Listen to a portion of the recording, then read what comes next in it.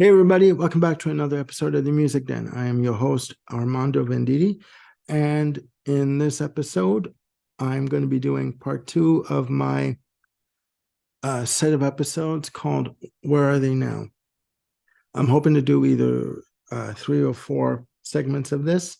But in segment two, I'm going to be discussing another Canadian female artist by the name of Luba.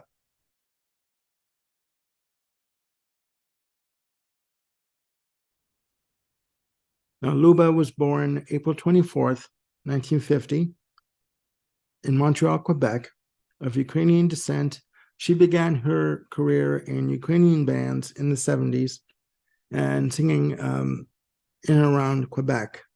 They had released at least a couple of albums in Ukrainian, and she began her English singing career with a group under her name, Luba.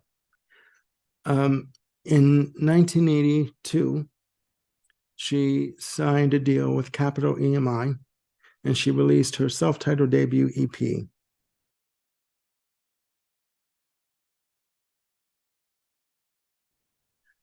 That EP contained the single Every Time I See You Picture, which was a hit on Canadian radio. I do believe it went into the US and some markets. It is a very emotional ballad. The vocal delivery that she does on this is very passionate, yearning vocal. Almost brings a tear to your eye. Also, Luba is a musician. She plays piano, guitar, and flute. So she is a musical threat, let's say. In 1984, Luba released her debut full-length album called Secrets and Sins.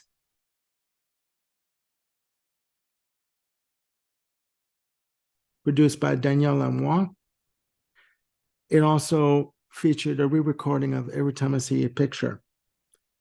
The lead-off single that was released from the album is called Let It Go. And it's a very upbeat, pop, calypso flavored type of a track. Also, feels like it's got steel drums on the arrangement. Very beautiful track, very uplifting, a very feel-good type of a track. It was a hit, top 40 hit, I should say. And the video for Let It Go was played majorly in heavy rotation on Much Music, which is the equivalent of MTV in the States. It's the Canadian equivalent. And on other music channels or music-oriented shows, which there were abundance of those at the time when videos were in fashion. It was played in heavy rotation in all music format shows. The second single from the album is Storm Before the Calm, and it's an okay track. It didn't chart as high as Let It Go, I gotta say. But the overall album does have a more of the listing for it is alternative pop, which I really don't know what that means. But Luba's ability, to deliver an emotional vocal on any form of track, whether it's a ballad, whether it's an up-tempo track, just a straight pop track, she can deliver. This woman can sing her ass off whenever she wants to, whenever it's called for. In 1986, she released her album Between the Earth and Sky.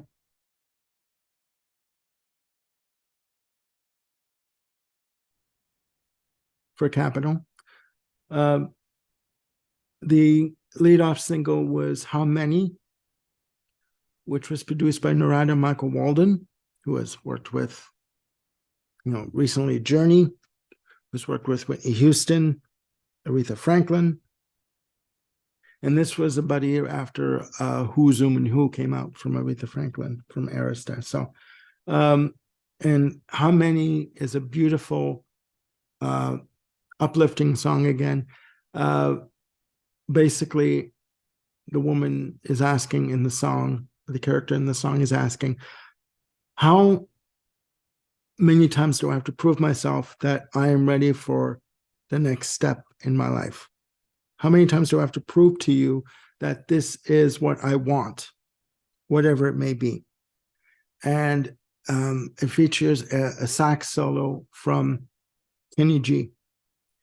The next single from Between the Earth and Sky, was Innocent with an Explanation, which is another beautiful track. And again, the character in the song is talking about, I've done everything that's expected of me. What more do I have to prove to you?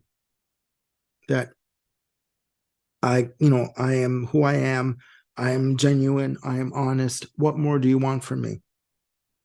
So, and it's got to be said, the albums that she released in the 80s for Capital EMI were a major success in Canada, going platinum. Luba in her career has received 3 Juno Awards. The Junos are the equivalent to the Canadian equivalent, I would say, to the Grammys. She's won 3. Only 2 other artists have won more, them being Anne Murray with 9 and Celine Dion with 6, respectively. The album was a hit. I mean, along with the previous album, Secrets and Sins, it's very much a pop album with computerized arrangements, like drum programming, bass synths, etc., which was the fashion at the time, right? Musically, there was a 3-year gap between the Earth and Sky and her next release in 1989, called All or Nothing.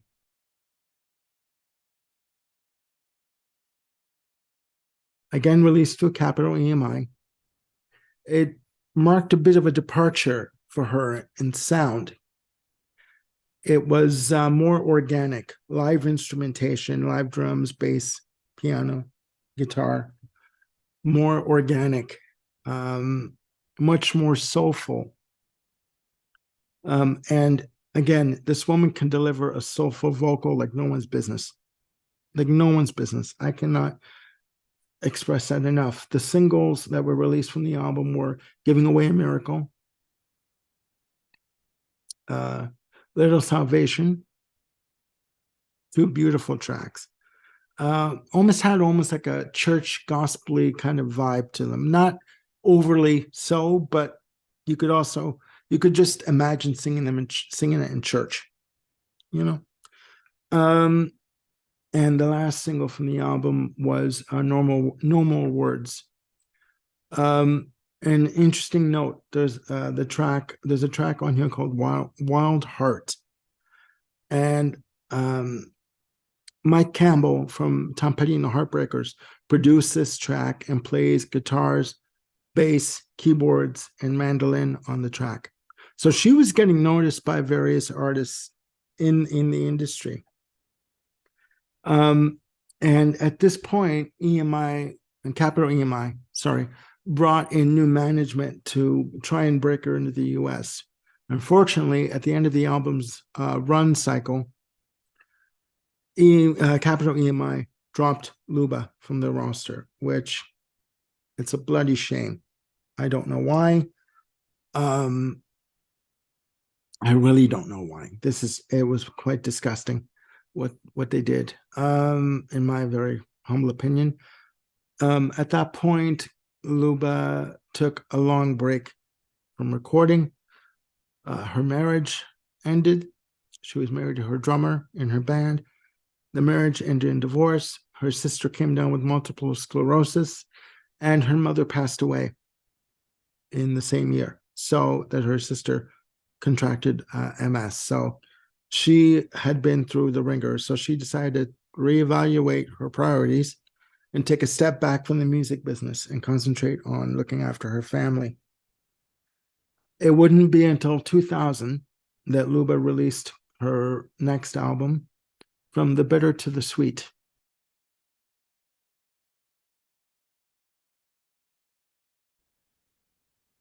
Released on Azure Music, which was her label. She self-released it. If that's a phrase. The singles from the album were Is She a Lot Like Me? And Sorry. Now, Sorry leads off the album. Is She a Lot Like Me is the second second track on the album, pardon me. The album is a much more played down affair, like more low key, very soulful, very reflective lyrics, very independent thinking. There are lyrics on there that basically state that she does not want to be in any relationships that are going to bring her down. So she's off on her own. She'd rather be on her own, which I'm sure all you out there can relate to if that's what you're going through, unfortunately.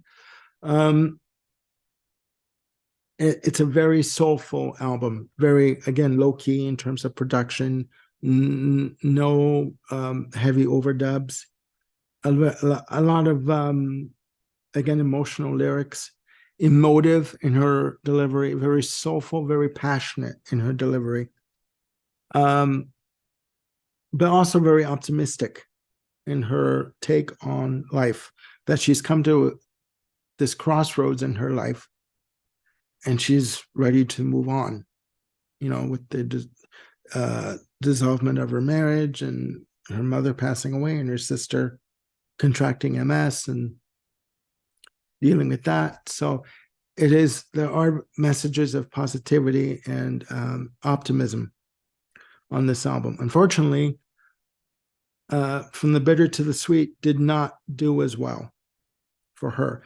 And that is the last album of original material that she released.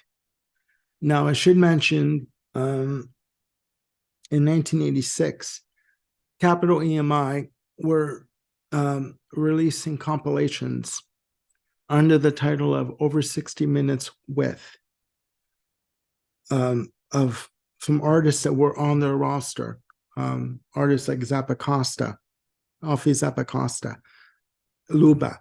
And they were compilations of, obviously, greatest hits compilations. But on the Over 60 Minutes compilation, Luba does a version of Percy Sledge's When a Man Loves a Woman. It is brilliant. Her delivery, her attack on the vocals on this track are just, to me, gut-wrenching. This reached number 6 in Canada. It was her best-selling single, best-selling single in Canada. As I said, in 2000, she released From the Bitter to the Sweet. That's her last release until 2014, where there was another compilation released through Universal Music called Icon. And to date, it does contain a couple of new songs for the compilation. But to date, that is her last release. She, in 2007, left Canada to move to an island, the island of Anguilla, which is in the Caribbean. I believe she's been living there ever since. It's unfortunate that she felt that the music business really didn't see her as a major talent. I don't know what to say about that, because to me, when you hear her vocal chops, prowess as a vocalist, you can tell that this woman knows how to sing the shit out of a vocal. And she basically uses her voice as an instrument. Her vocals. Listen to me. I'm sorry, guys. She uses her voice as an instrument. And there are very few artists out there that do. Celine Dion does, whether you like her or not. I've seen Celine Dion live. She can sing. This woman can sing. But back to Luba. It's unfortunate that she was not given the chance to flourish outside of the borders of Canada, in the US, or anywhere else. But there are a lot of artists, singers, that do have the talent, but unfortunately are not discovered, or basically run out of steam before they are discovered by the US audiences. And unfortunately, Luba is one of them. Hopefully, we will see her back again at some point. I don't know. Maybe we will. If we don't, that is definitely our loss. So I think it's a bit of a shorter episode for Luba. Please leave your opinions down below, down there. If you've heard of Luba, if you have her music, you can get her music on Amazon, on Discogs, on eBay, also in local record stores. If you're in the US, probably through import channels, but her albums are still available.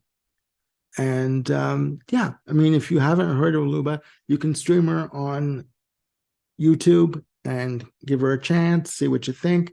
And again, leave your comments down below and let me know what you think, and hit like and subscribe, and hit the notification bell to keep on top of any new content that I will be bringing up on YouTube. And I will be doing more videos very soon.